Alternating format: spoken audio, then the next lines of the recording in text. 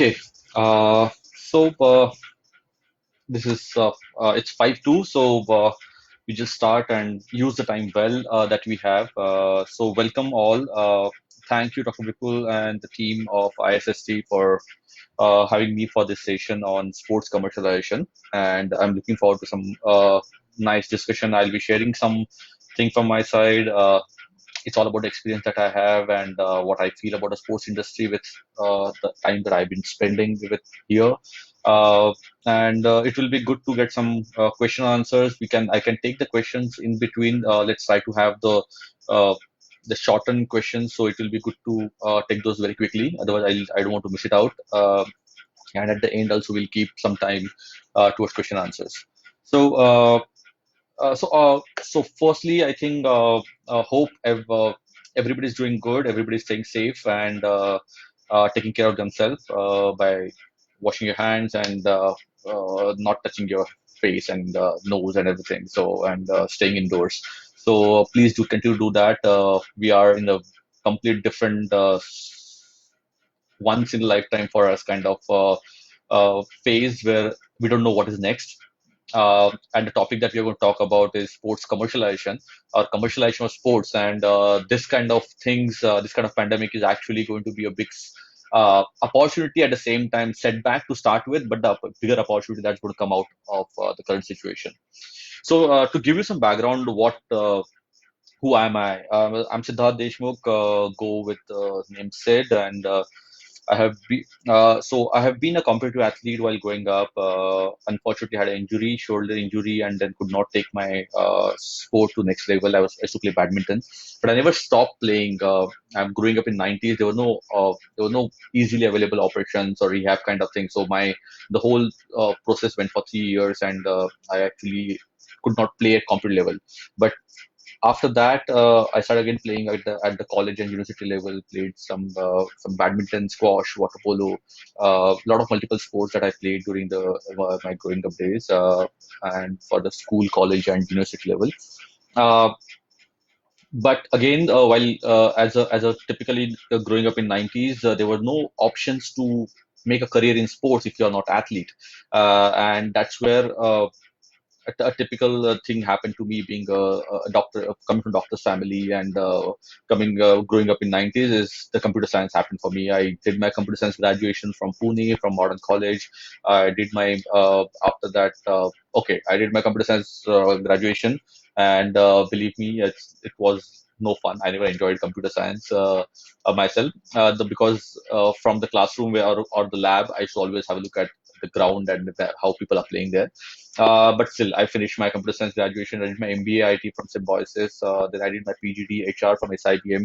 Uh, Again, it's a back-to-back MBA I did and started my career with banking with UTI Bank, which a lot of people might not know. UTI Bank, which is now Axis Bank, which Axis Bank's earlier name was UTI Bank. So I was in the very first few people who joined the IT department of UTI Bank. I used to look at the business analysis and government business for them and spent 2.5 years with them. Then moved back to Pune for my to join IT industry to be, because that was the even though I did not enjoy computers, but the IT industry was the booming industry, and I enjoyed Persistent Systems. I worked with Persistent for more than 2 years with the corporate planning and pre-sales and business development team. Uh, from Persistent, I moved on to join Tech Mahindra. I spent some time in Tech Mahindra looking at the Europe region for non-telco business, the product engineering business. From there, I joined Global Logic. I was looking at the Asia business for the digital transformation. That was the first time I actually got a good working with the startup industry, and what I really started enjoying the business side of startup industry. It's more the why I'm doing what am I doing more than why am I doing. So I started enjoying that. After doing that for Asia business for almost two plus years, I joined Aztecsoft, which became Mindtree. Spent 5.5 years with them. Spent a significant time in the US looking at the US West Coast region with the startup industry, the web industry, and the emerging technologies kind of industry. Uh, so while doing that, all those things were happening around me, and something was still missing, and something was not really. As you say, right? It's like less salt was less in the food. So luckily, I started with a colleague of mine, and in Mindtree, I started training for the long distance running and everything. While doing all those activities, we were training at the Stanford campus in the US, in California. And while doing that, I started while going for the training, or every evening, I started looking at the whole sports science division that they had at the university, started looking at the whole technology incubation division that they had, and started understanding this, like started getting interest about what sports you're doing if you're not playing. So what all can you do? And that's where my whole interest in started coming back. My passion started creeping back in my career. And 2014 is 13. I came back from the US, and 14 I started my own company, Arima Ventures. We started with the whole management consulting approach with a different twist. We call it the CXO as a service, which is providing the leadership position and the turnkey consulting projects for a lot of companies who are startup or emerging companies. And I've been doing that for last 7 8 years now. The reason for me to get into that company was to start explore myself in the sports industry. So guys, it's like something that really I really feel connected to is it's not a statement for by a big person only, but it is something that when somebody says that okay, the dreams are something is not that you see when you're sleeping, it is something that doesn't keep you sleep, doesn't let you sleep. It's by Dr. APJ Kalam, and that is something really happened to me. Like I wanted to be in sports. For me, the biggest passion about what am I doing was always about sports. And it it started with the whole what people are doing, the cricket, and obviously grew up in Mumbai, right? And 90s, 80s, and 90s, like all cricket hammered to me. Why cricket, and what is the whole commercial side of it, and how does that grow? What are the deals happening? A lot of things were happening, and I'm talking about this. I'm talking about 2013, 14. But the background that I had was started with the whole 83 to 92, 87, 92, 96, 99. I'm giving all the reference to Cricket World Cup because that's what I grew up with. Uh, so with that dream, I started my own company in the whole sports management industry. Started working with, was lucky to be at the right place at right time, working with a lot of good people that I met in this industry. As one thing we always say that sports industry is such an amazing place because everybody is sportsman. And sportsmen are not they are competitive, but they know how to respect each other. There is a different kind of we are all connected with one single passion, that is sports. So while doing all these activities as in my under my company, I work with ITPL, the tennis league, Pro Kabaddi League, ISL, on the whole sponsorships and the commercial side or brand engagement side or brand consulting side, fan engagement side. I worked on those, but those used to be small time assignments on 2 months, 3 month assignment. Uh, in this process, I got to work with a friend of mine in the US, where we worked with NBA for Sacramento Kings, making the Golden One Arena that Sacramento Kings has as a world's first tech arena or connected arena, where the arena speaks to a fan rather than fan asking to having the information. It's a phenomenal thing that I got to work, and I felt okay. Now I can combine my technology and sports together towards how do we make more out of sports? What are the things that we can do in sports to give it back to the sponsors, give it back to the partner, the whole ecosystem we are talking about. After that, I worked with Riti Sports. I'm the brand manager for MS Dhoni. I worked with CSK. I got to work with Chennai FC. Uh, After that, I was the CEO for Khel Now, which was India's largest football content platform. Grew the whole base from quite a bit during the FIFA World Cup in 18. Uh, I personally have worked very closely on the sports development because that's what my passion is, the development of sport, the grassroots level development. To do that, I work with a lot of clubs who are working at the grassroots level, like Shillong Lajong FC, then She Kicks, which is by Adi Chavan, who is India's goalkeeper and captain for football. Then a small club in Pune called Rising Pune. I help them through the CSR activities towards how do you make the benefit out of the whole ecosystem that you have towards growing it. in that ecosystem, we start looking at not only the player development, but the infrastructure development, the ecosystem development, training the coaches, making sure that coaches are getting the livelihood, the whole ecosystem getting the livelihood.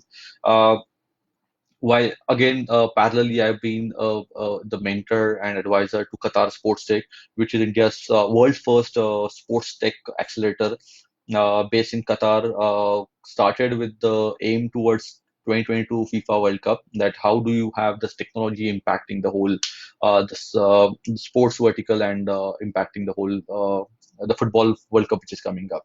Uh, I've been a South Asia head for a company called Genius Sports, where we work on the data and media rights, which is used toward the which is used toward the legalized betting market in the world. I have a varied experience in over 18 years, 12 plus years in the corporate IT management consulting, and last 6, 7, 8 years on the sports industry. Got to work with really great people, and that is what my career or my background is all about. And if you have any question, we can actually take those questions in between also. But I can move to the something beyond that now, beyond my own career or what I am, how I built my career now. It's I would like to move towards the topic that we're going to talk about is sports commercialization. So when you talk about sports, the core of sports is all about athlete.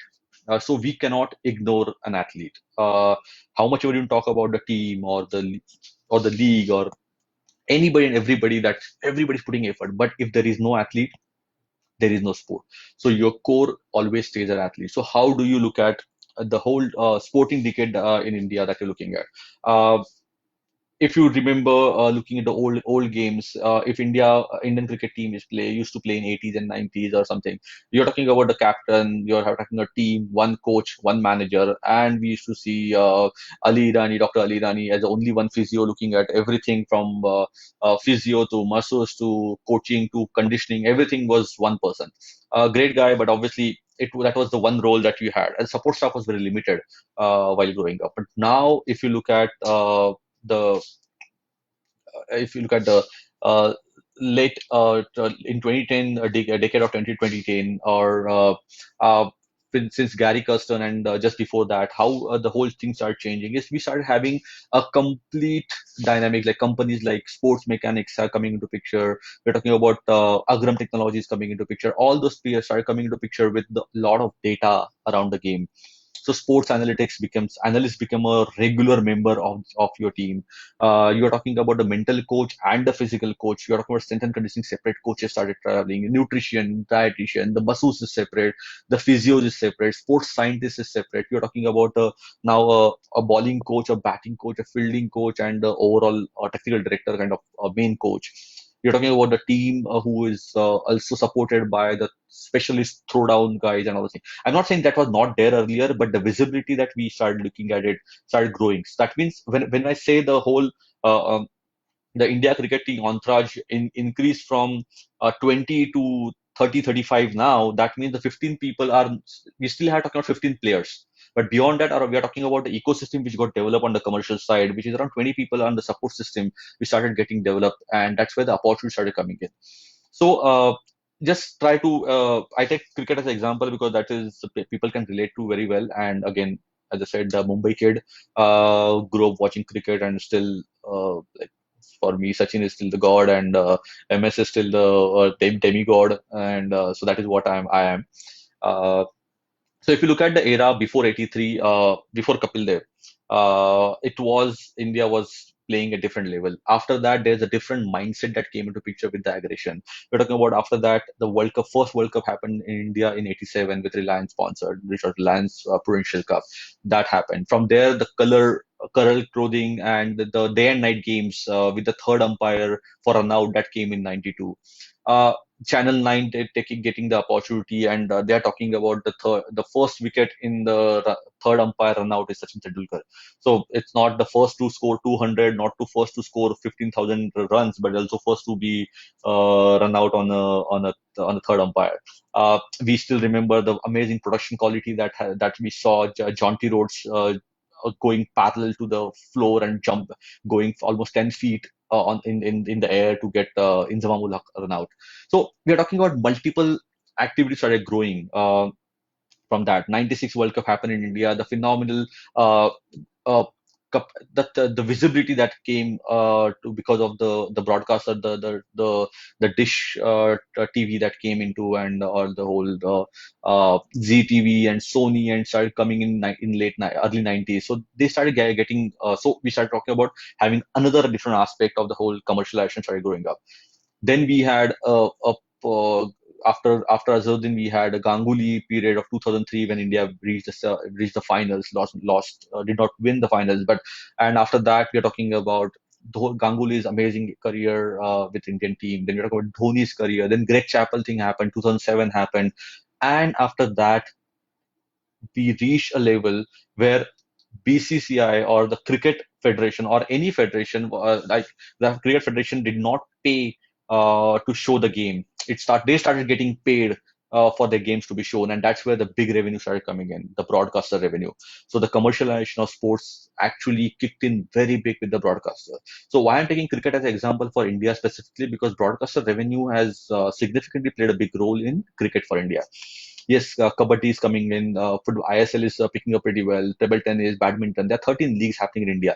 But what IPL has done with so much of money and so much of visibility, we are talking about 16,500 crore for 5 years. The Star has paid to BCCI or IPL for 5 years of rights. So we are talking about huge money coming together. So 2007 was a turning point for India's commercialization in sports. Before that, yes, we saw Tendulkar getting advertisement, getting the MRF deal or the City Mastercard, yeah, I think it was Visa card, Pepsi. He started doing a lot of deal through. For me, the first the brand manager or the guy I remember is Mascarenas, who represents Sachin Tendulkar, and we started understanding, oh wow, this something like that 5 crore, 10 crore numbers per scene for an athlete to be getting paid. The Nimbus came into picture, and 2007 India winning 2007 World Cup with a guy with a long hair coming from Ranchi changed the whole spectrum of where India can go. I'm not saying he changed it, but he was instrumental in going taking the brand ahead. The India winning the World Cup 2007 2020 World Cup and the inauguration of IPL that happened with Lalit Modi, and the whole IPL bandwagon came into picture. And what success that we have seen the 12th year, 13, it was supposed to be 13th year. We don't know where it's going to happen right now, where it is, how it's going to happen right now. For me, if you ask me, this is the right year to make IPL. IPL is like play with only Indian players, like make it a real Indian Premier League. Out of 24, 25, you still have 16 players who are Indian players. Every team has it. Why not play with only Indian players and not get the foreign players for this year? Play without the fans in the stadium and play for the broadcaster. I think it's a fun thing to consider. I don't know if BCCI, IPL, or Star may consider this, but this year there's a possibility of this thing happening. But yes, last 12 years we have seen a different graph, and in that specifically after 2007 and the IPL, the biggest thing happened for India was 2011 World Cup in India. Mahendra Singh Dhoni hitting the last ball, the ball for six, winning six that he hit, and the whole brand management started changing. The were getting there was money was obviously there. There was money started coming in cricket through IPL, but the money started coming into the whole brand as a person, and MS Dhoni became like after Sachin, MS became the first person who crossed the big numbers on the brand management. So when I talk about commercialization of sports, I'm also talking about I'm still sticking to the one person or these people, they're athletes. So the athletes started getting developed, athletes started getting going, they started getting visibility. So if you look at beyond cricket, we're talking about PV Sindhu, phenomenal visibility that she has. Saina Nehwal, Sania Mirza, Mansi Joshi, with world number two para badminton player and current world champion. Kind of support that they're getting and the visibility that they're getting. It's all because of social media boom that happened, and visibility. The people started listening to them. People started understanding about who they are. And the last page of the newspaper, last two pages of newspaper are not only about cricket, but they talk about other sports as well. And sometimes you get to see more other sports more than cricket, and that's a fun part. And I think that's what it's all about, the evolution that we are talking about for sports in India. Uh, so while this thing was happening on commercial side, like players started getting good money, like MS happened. Kohli is a great example of the commercialization. Not only that, we're talking about Raina, Shikhar Dhawan, and all those other players also started getting the endorsements or good money from the brands or the team that they were looking at. But other than that, when we're talking about this, other sports started picking up. They started getting at the small level, but they started getting some visibility. Uh, at one side, the IPL was growing phenomenally. The other side, the hockey was suffering, football was suffering. So people suddenly come and say that cricket has killed a lot of sports in India. No, it is not that way. It is not cricket. Not either cricket has killed the sport, nor media has killed the sport. It is about the competitiveness and the fan engagement that can happen. So people, all the hockey league had a problem. I League had a problem. ISL still having the problem about not having fans in the stadium. Uh, Kabaddi is getting has a good viewership, but I don't know how many of them are the fan, but they are good viewership. The stadiums are small stadiums, so you can see it there, they're getting full. Table tennis is getting there. So when we're looking at all these things on the commercial scale in Indian sport, nobody else is making money where they can say we are profitable, but they are sustaining because the brands are starting putting in money. There is Fiat, there is Hero, there is Future Group and Reliance, there are Jio and Airtel, Vodafone. All these brands started coming in more and more towards supporting sports, putting in money, and they started looking at sports as a good vehicle for marketing. So marketing earlier used to be marketing of sports, but now the marketing through sports has picked up so well that it's really started picking up at a good level. Hero has been a great supporter of Indian football. Then we are talking about SIAT supporting the Ultimate Table Tennis for to start in our early days. Then we are talking about Hockey India was supported by SAIL and the government organization. But again, the commercials were not happening because everybody started. But the moment they saw IPL, they wanted to replicate the model of IPL, and that is where the whole problem happened for India. The replication of IPL was not possible for across all the sports because IPL or cricket in India does not need fans; they are already created. You are going to look at how you engage fans, how do you take it to next level. What was happening in other sports, everybody started going out fan engagement. No, they first had to do fan development, and that is where the whole the screw up happened about the other sports not getting that kind of. They went after signing great players, doing a lot of spend on the players and the teams and all those activities are happening. But the thing is, they missed out the main core, which is who is going to watch it. The viewers are viewers. You have to convert the viewers into the fans and the fans into fanatics. There's a process that happens, and from viewer to fan is the process of fan development. From fans to fanatics, we're talking about fan engagement and making them hardcore guys. We everybody talk about in India, everybody talks about how are we great fans of Manchester United, Liverpool, and Real Madrid, and all those things, right? Premier League or even NBA teams. We have great fans of that, and they do a lot of business from India. Those companies have started wishing Happy Holi, Happy Baisakhi. There's no reason for Manchester United to wish Happy Holi and Happy Baisakhi if they're not looking at 1.3 billion people target user base that they have. So when we are looking at this, that's the commercial side. They're going towards the commercialization because they are saturated in their own geography. They see India as a great potential. We're talking, we are talking about the youngest country in the world. We have around 65% of the population under the age of 35. So we are talking about around 800 million people under the age of 35. So that is a young population. So everybody wants to target that. Everybody wants to go after that. And Indian sport itself is missing out on that because they just taking it, they just want to make money out of it. No, money will be a byproduct. First, you have to develop those fans, you have to develop that grassroots. You have to make sure that if you have a Pune club, then you have to have players playing from Pune and taking it to the next level. If you're talking about the local clubs or for people, the community development should happen because then you need the local player to be part of that. I'm not saying the Pune team should have all the players, all the 11, 12 players from Pune, but at least have two or three players. For that, you have to invest in the grassroots level. You have to invest in development level. So the commercial also has a big part to play at the grassroots level. Understand there is a big market to open up academies, give good quality training. An academy is a business which is a cash positive business from day one because you're talking about a ground which can be rented. You're talking about 10 kids, 15 kids, 20 kids, 30 kids who come and start playing on the ground that you have. Uh, we are talking about a lot of activities. in we're talking about a lot of activity happening at the youth sport level. That becomes a commercial side as well. That is become the opportunity uh, on the scale we are talking about. The base has to be right. Why is Star Sports and the CII talking about making India play that let 300 million kids play 1 hour every day? Because we have to look at the whole development from the grassroots level to take it to next level. We are looking at the area which is going to be a big thing for Indian future. And if that happens right now, when I see my kids playing, say, kabaddi or football, then I know these are the future of the fans of that game or the players and the fans of the game. So this is what we're talking about, the commercial side of one part of it. Uh, we are.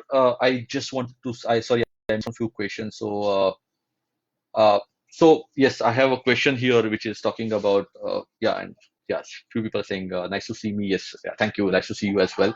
Uh, so a few people are asking about how do we develop fans. So the fan development is a process that you have, right? You're talking about get the community engaged. You're talking about team has to look at what am I doing for the community? Are we getting involved with the? Are my players getting involved with the community? Is my team thinking about the community? What can be done? Am I going to the schools and am I taking the schools involvement towards it? Am I looking at the philanthropic approach or the CSR kind of approach? Am I looking at the local corporates getting involved with us and taking it to the next level? Imagine the Balewadi Stadium in Pune, which was a home ground for Pune City, Pune FC, then Bharat FC, DSK Shivaji, and FC Pune City. A lot of I League and ISL team came out of Pune. None of them are there right now. The problem was the capacity of 18 20,000, and you see hardly 2 3,000 5,000 people in the stadium.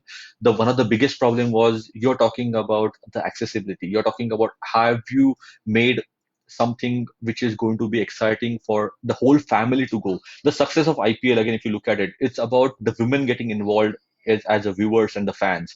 That was a big success of IPL.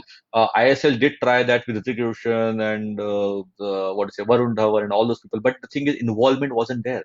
So it is not only about it's not only about Shah Rukh Khan waving, but his involvement in Kolkata Knight Rider and the IPL was big. It's not about Preeti Zinta; it is about the involvement that you're talking about. But these players did not have the involvement. The youth. So you're talking about a youth club can develop fan. It's imagine now. FC Pune City having a great place for the youth development. You're talking about the moment I'm talking about I have a senior team for my football team, and I have around 500-600 kids I'm training. Why am I not getting those 500-600 teams and their parents and targeting their schools to be part of the games which I have? Why don't I give access to them when I'm training? Why am I not taking my players to these schools and these coaches for them to feel, the kids to feel good? Because the youth club can develop fans, and those becomes the fanatics for you, because that the what you develop, whatever we learn. Why am I saying I'm so passionate about cricket and sports? Because that is what I did in the growing up days. And when something gets hammered on you during your growing up days, that stays with you forever. It's like whatever happens, you will still support that team, or you will start supporting that community. Whatever new thing happens from that community, if Pune does not have any team right now for football ISL, the new teams come from Pune, the people will support because they will feel okay, there's a connectivity with it. So that's why the youth has a big role, or the youth club has a big role to play when talking about the development of fan. uh, Also, how do you develop fans? You have to look at the whole technology as a spectrum. We can't underestimate the role of technology in the whole fan engagement or the role in sports. When you're talking about, I give you example of the Sacramento Kings NBA team in the US, about the connected arena, which is a smart arena where the whole stadium speaks to a fan rather than I need to do. It's like it tells me when is a new game happening, what is my standing. I without me even asking for it, ticket booking, to view to book the seat. What is the view in the stadium for me? What kind of food I can order? Where is the nearest restroom? Can I need to get a parking spot, or can I book a Uber? And everything. It's about, I don't have to do anything as a fan. They are pushing information to me, and which is making me more excited and more connected with the whole thing. I saw this 5 years back in the US, and we I don't still see that in India. We try to do it in India, but again, India has a different problem that no teams own a stadium or arena. So all the arenas, all stadiums are owned by government and federations. So who will make the investment, kind of thing. So it's a different game. Cricket can do that, but I don't know. The problem will be the bandwidth in the stadium when you have 50, 60,000 people sitting there. Uh, I somebody asking me about my views on the PPP model in sports.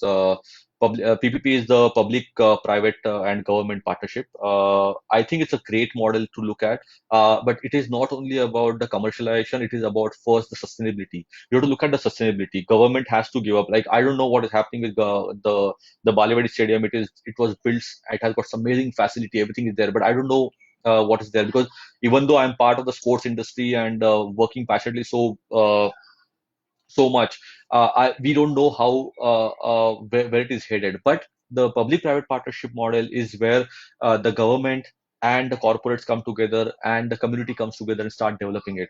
I think that's a phenomenal model to look at, and I think that's the future, because how much ever government wants to control it or all the thing, it has to be supported by the local community and people who want to support it, take it to next level. So yes, my views are very much positive for that. Uh, there is a intent on the people who wants to take it. I have still yet to see the intent from the government who wants to give it and do it. Uh, so how do you develop players with different disciplines and behaviors as a coach, just for them to better and become good players? Uh, okay, so this is a good question, and to be very honest, it's a long session for itself. So I'll just try to keep it little short. How do you develop players and with different discipline? You have to look at from the mental perspective. See, the you physical coaching and everything is happening because you are talking about the players who are coming to at competitive level at certain level. Uh, so when you are looking at that player, he's already there with the skills and stamina. All the four S's are probably ticked there: skill, strength, stamina, and speed.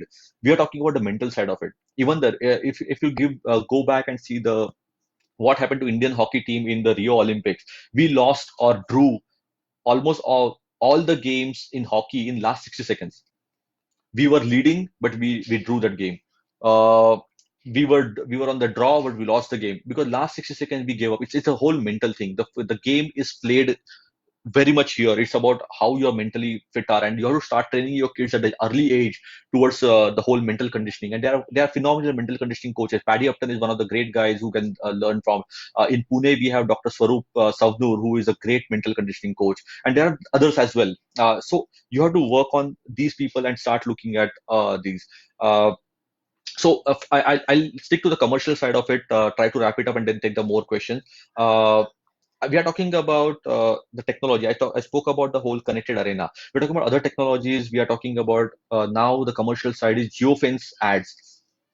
Imagine right now what is happening. A Real Madrid playing at their home ground.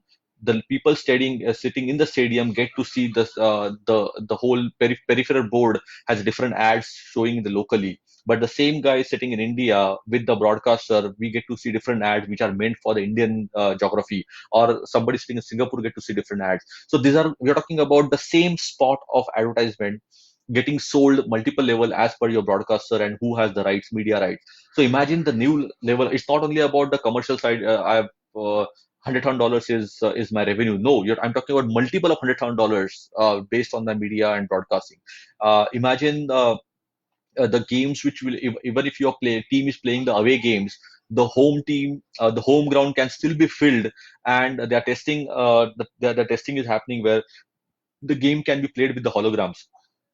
So you're talking about the whole game in the live stadium when your home team is say it's a Liverpool and Manchester United game and getting played at the Manchester United away game from Liverpool. in Anfield at Liverpool, you can still fill the stadium and get to see the game with the whole hologram. So the experience that you're going to get, you're talking about the AR and VR coming into picture. So there is a phenomenal experience that you can say. I don't have to be in the stadium to get the stadium feel. I can wear those big AR VR things, and I get to see the whole stadium.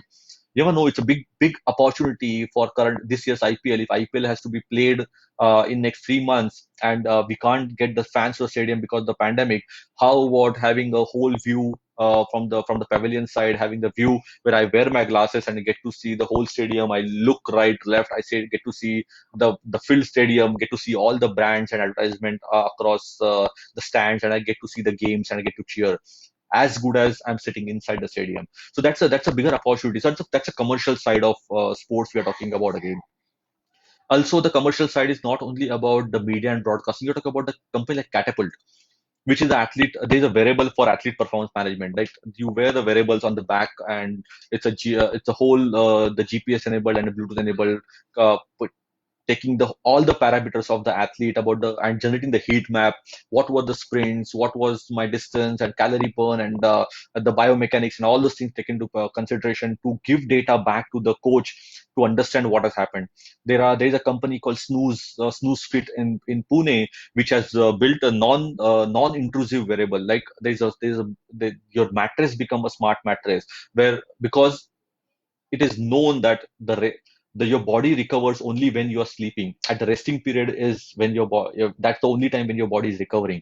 So in that, I don't like to wear my Fitbit or Apple Watch or something intrusive on my body when I'm sleeping. But that smart mattress can capture all the information about my vital stats and everything when I'm sleeping. And in the morning, the coach has the data ready to decide whether how much should I train that person, where should I give him more or less, depending on the sleep pattern, depending on the recovery of the body for that particular player.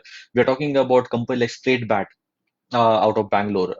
It's a friend of mine, the good friend of mine, who has built a technology which sits on the back of the cricket bat, a small chip, very light chip, and that has a capacity to store almost 300 balls. That the way batsman plays, so it talks about the impact of the bat. It talks about how your bat is coming. Is it coming from third slip, second slip, first slip? How are you playing that shot?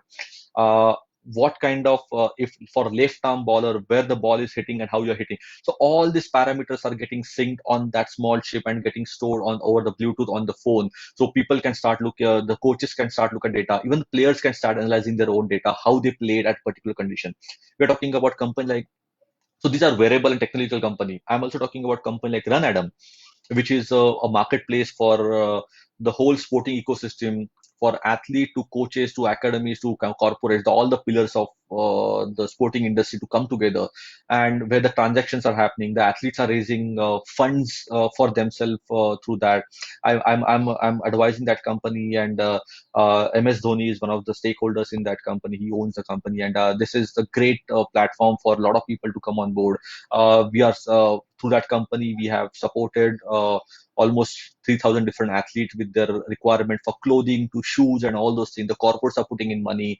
The academies are getting benefited. So a lot of activities happening on that platform. So it's not only about technology. Doesn't have to has to be a wearable or the IoT kind of or AR VR complex technology. This is a simple e-commerce or the Facebook kind of platform where the whole sporting ecosystem is onboarded. It's called Run Adam. So look at that platform. We are talking about a company called SparUp from Pune, which is also the athlete performance management. It does not have the variable like Catapult, but it has got all the other things that any variable data can go into this, and the athlete performance management can happen. There's a company called Acadware in Pune. Again, it is about the academy management. There are so many, there are hundreds and thousands of academies for multiple sports. How do you do the management from the training schedule to player profile to fees collection to raising requests and sharing information? It's a great platform. That Acadware is working with almost all the ISL team at the academy level and the I League teams at the academy level. It's a great platform that you're looking at. Now you're looking at the other commercial side. The betting is not legal in India, but the game of skill is. And Dream 11 is a world leader when it comes to fantasy. So you're talking about the different aspect of commercialization where you can actually feel that okay, I am.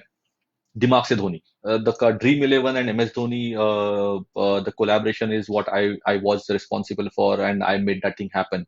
And the whole Dimaag se Dhoni was a great theme that came from that engagement, because everybody feels that okay, I am. Everybody in India is a cricket pundit. Everybody knows how Virat Kohli should hit a ball, how our bowlers or Bumrah should bowl, or how Jadeja should do it. Everybody is a pundit sitting here. So when we are saying that I'm Pandit, that means the biggest, best masterclass brain in cricket that we have in India is MS Dhoni, and so I become a Dimaag se Dhoni, and that's how I run my team. So that was captured on the B2C side. Imagine right now we're talking about 85 million user base. People are playing Dream 11. It was 2 3 years back. It was 5 million, 10 million kind of thing. We have seen a phenomenal growth in Dream 11. Dream 11 has gone beyond cricket to they are with Premier League, they are with NFL, they are with NBA, and it's the kabaddi and everywhere they are there, and it's a great platform. It's all data. It's a B2C platform. There's nothing called B2B wearables and all things. It's a plain B2C platform, and phenomenal growth that I've seen.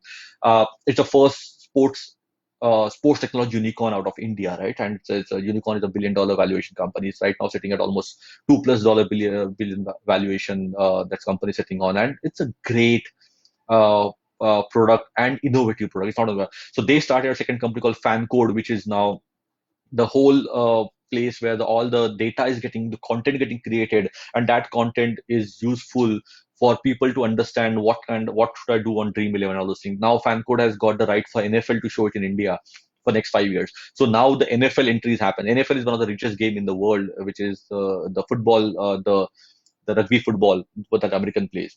So that viewership has now that broadcasting has come into India. So we are talking about that. We are talking about the growth of e-sport. It's phenomenal. Look at what is happening with one championship coming with E. Right now, NBA the season has stopped, but NBA has got the e-sport active out for the NBA. The NASCAR has come on NBA. The football is there, like FIFA, ES, like the EA Sports or PS3s and the Xbox and everything. They're going completely bonkers with the whole esports, and it's a great market that we're looking at. The companies like Nodwin and Hangama game, the gaming companies in India also and internationally who are playing big role. And I don't know whether you saw a 16-year-old kid got a 1.2 or $1.5 million prize check for winning the esport gaming game last year. It's a great place, and esport is going to be part of the Olympics, the Asians, and the Commonwealth and everything. So this is what the whole commercial side is. When we are looking at the commercial side of any sport, we are talking about four pillars, which is the commercial side, which is pure sponsorship and marketing side.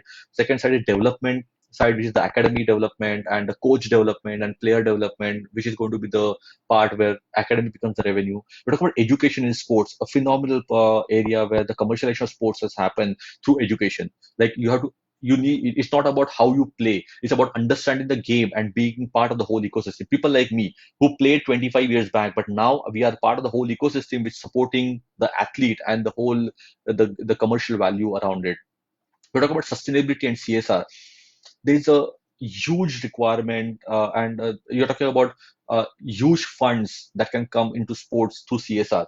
CSR in sports is very much there, and the money can be used for any Olympic sport, for the infrastructure development, to the player development, to coach development, and paying the salaries of the coaches, creating employment. So the CSR is driven by the whole Sustainable Development Goals by United Nations, and out of those goals, the moment you're talking about the equality, you're talking about the poverty and all those things, we can also align a lot of goals of them to sports, and that is where sustainability of and through sports becomes a big commercial area that we are talking about. uh, Again, to name few things, there are a lot of allied industries around the athlete that we have as an athlete as a core. We're talking about nutrition, diet, you're talking about coaching, infrastructure, the grassroots development, professional sport, university sports, fitness and wellness, technology, talent management, operations. So there are event management, marketing. So the mental conditioning coaching, mental strengthening, performance analytics. It's a huge allied industry that we are talking about. So we are looking at not only a part which is a commercial because of sponsorships or because of marketing. We are talking about the whole area of sports commercialization, which has seen a growth. Right now, the numbers, if I'm not wrong, in USA, the sports industry contributes to almost $80 billion to the GDP, where in India it is only $2 billion. We are three times the size of the US in population, and we are 140th time the contribution to GDP. Why can't sports contribute more? We have That means you have a great opportunity for us to grow. Not everybody got to be part of the sunrise industry while growing up. Before the earlier we talked about the manufacturing or automobile or internet or banking or telecom as sunrise industries. But right now, the generation that we are in, or the sports become the sunrise industry, and you get to grow with it. It's a great place for us to grow. So we are talking about. I'll just give one smile final landscape, and then I'll take the questions. The Imagine a player playing in a team.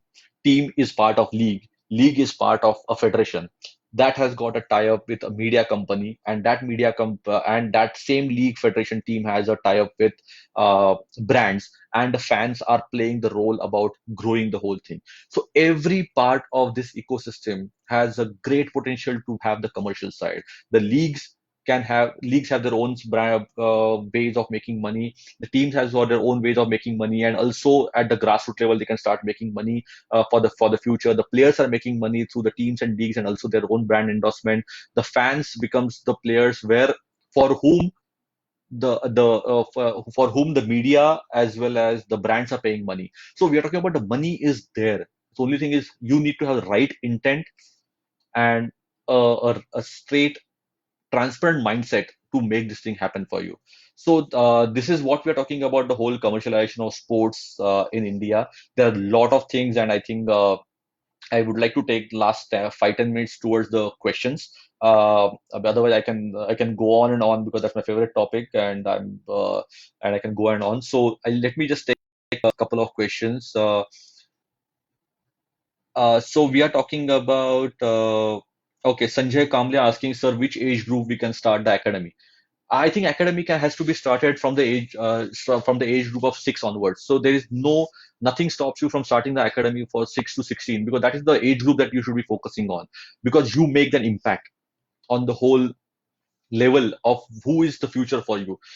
If you want to start the kids, parents nowadays wants kids to go out and play, and that habit can start. I'm sorry. That habit can be developed as young as 5-6 years old. So start the academy at that level, but don't teach them. Make them play, make them enjoy the game. Don't teach them skills, don't teach them anything else. Let them enjoy. After 8 9 you start focusing on the skill development, and after that you start developing the other stamina and the speed and other things. So make sure the ground or the court or the field is the place where kids are enjoying themselves. The moment you do that, you have a buyer for you for at least next 6 years or 7 years. So imagine people are struggling that I don't have a loyalty or I don't have the regular buyer. If you give a good environment and a genuine intentful place for the young kids, the parents are going to be your buyer for next 6 to 7 years. Uh, Kaishe Jackish, sorry, I may have got your name wrong. How do you attract scale companies to support a community-based youth club so that they can sponsor them in Wanda? Okay, so this is great. I think this is I'm having some okay international viewers.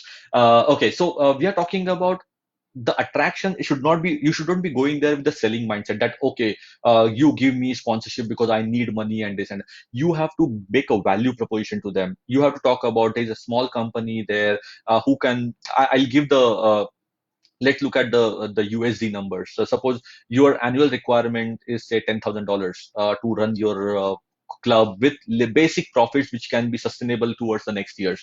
So For that, you're talking about tying up with a company and telling them it's not only about I'm giving you spot on my jersey or giving you the social media branding. I'm also going to create different stories for you. I'm going to create, my kids are going to speak about you. The kids' families get involved, so we can have a community event for you. We are going to talk about the ground or infrastructure that we have. We can do it for your company employment. See, every company has the HR department. HR department has a requirement mandate which is called employee engagement and keeping a healthy workspace. So you have to tap that. You don't have to go and sell what you want to sell. You rather go and talk to them about what do they, why do I have to, why do should they tie up with you, is what you should be going after. I think there is a, don't go after only the big money and then say no. Any money is good money as long as it is legit and used for the right purpose. It will grow eventually. It's not going to happen. I'm working CSR. I had a lot of struggle in CSR. In even though the market here is established and mature market, I still have problems in CSR. But it is growing. I see the good growth, and so that eventually will happen for you. But go with the mindset which is what is in for them, rather than why do you only talking about why do I need money.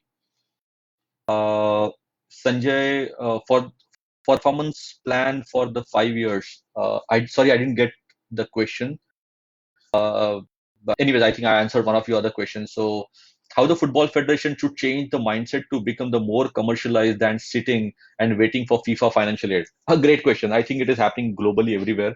It is not only Wanda, it's happening everywhere. India start taking good initiative because I think there's a backing from company like Reliance. Tata has done a phenomenal job for India for in football, the whole Jamshedpur TFA, and now Reliance is taking up the big thing, JSW getting involved. So I think there is a the good positive thing happening in India, and you know how to the mind.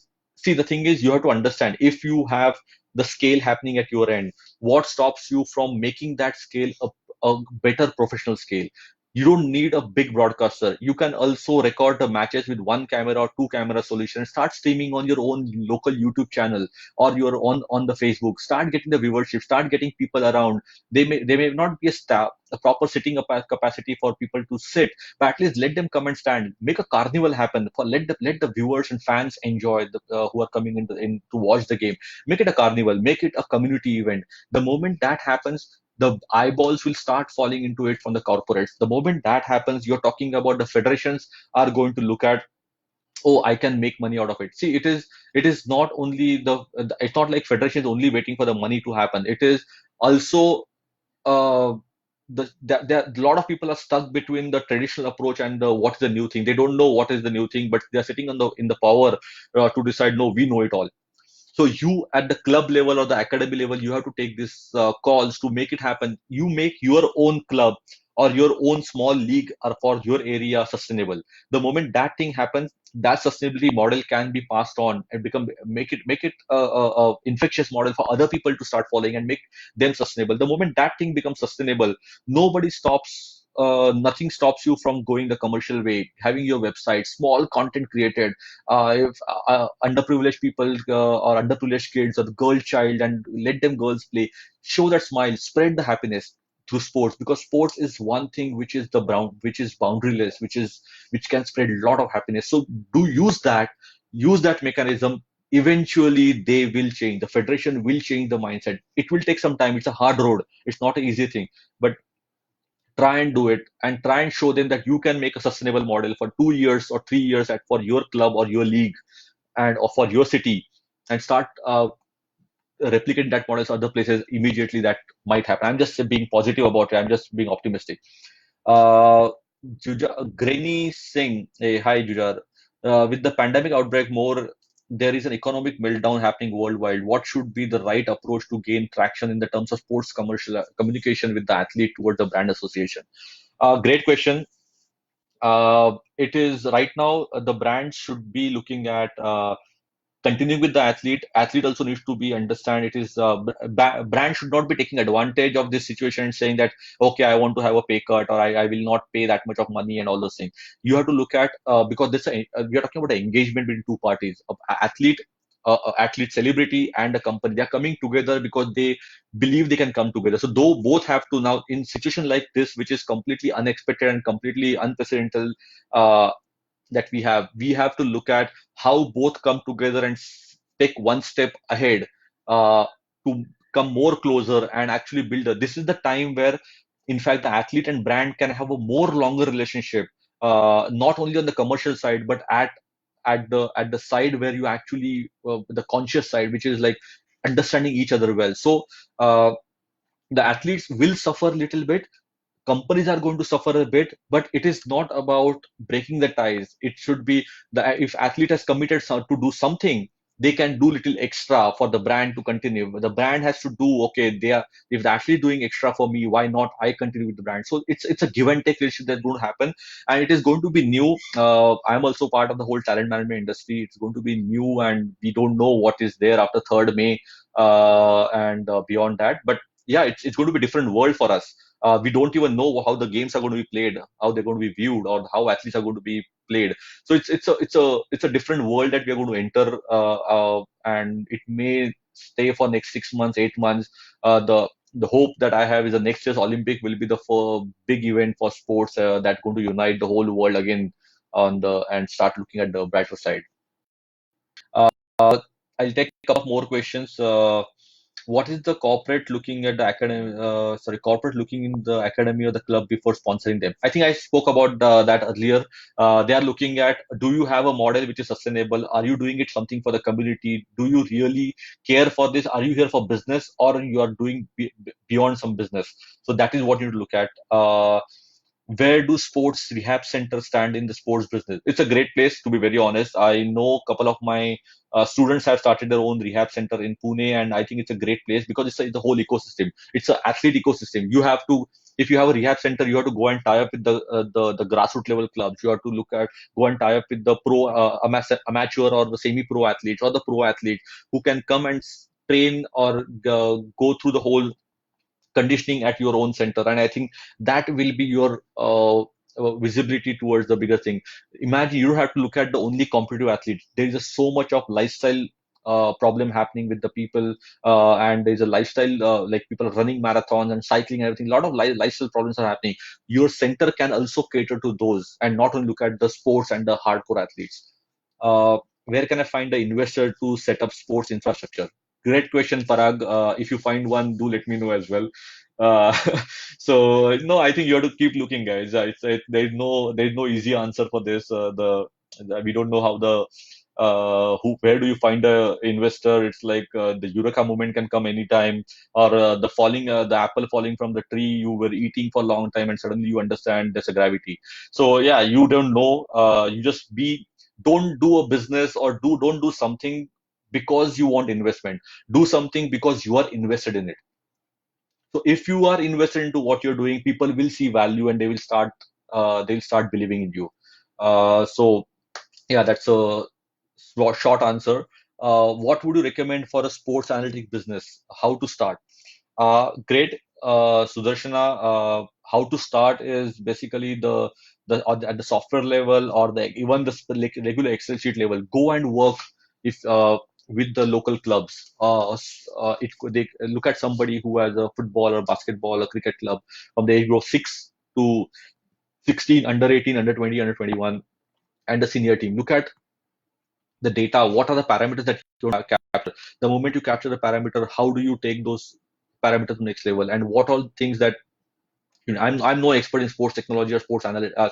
I'm no expert in sports analytics, but I understand one thing, that you have to start somewhere uh, which is going to be meaningful with the data, because your model will be successful only when you have the data that can be shown to the bigger level. So first understand how you get the data, analyze the data, find different mechanism to work on that and take it to next level. So yeah, so great. I think I have answered almost all the game. If anything missed, I'm really sorry, guys.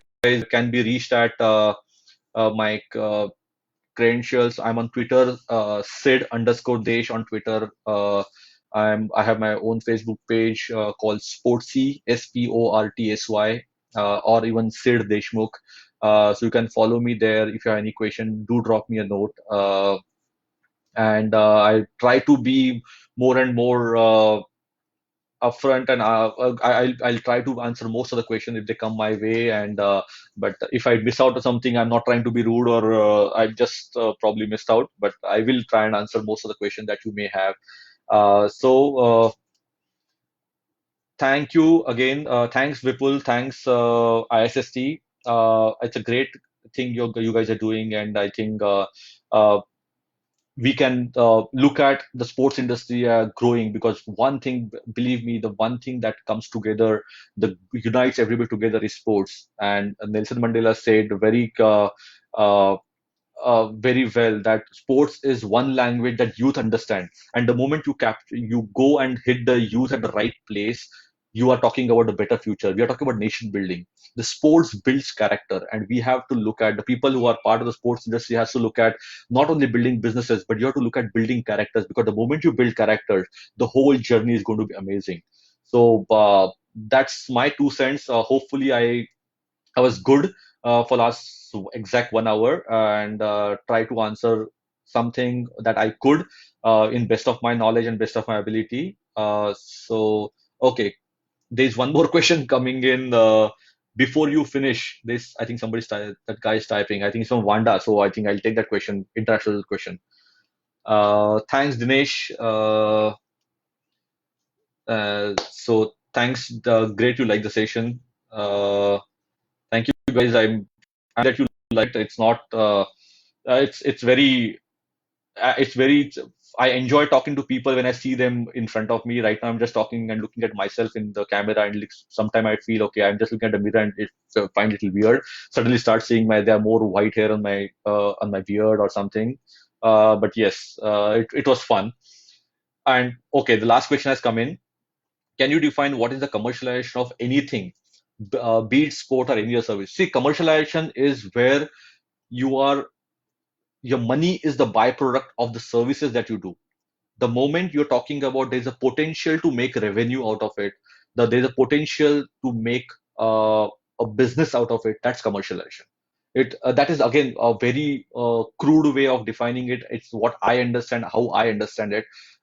It's not about, I don't have to earn that 1 rupee right away to call it commercialization. I can, I just need to have a mechanism to earn that 1 rupee after 3 months of doing my process. So understand what are your needs, what are your wants, meet your needs, work towards your wants. And that is what I think the best way to understand what the commercialization of anything is, because that is what it is. It has to be commercial, it has to be sustainable, and that's the only way that we can grow in any industry, be it sports or anything else. So with that, I think I'll take a leave. Thank you guys. Stay safe, stay indoors, stay healthy, and this too shall pass, and we will come out as winners. So cheers, guys. Thank you.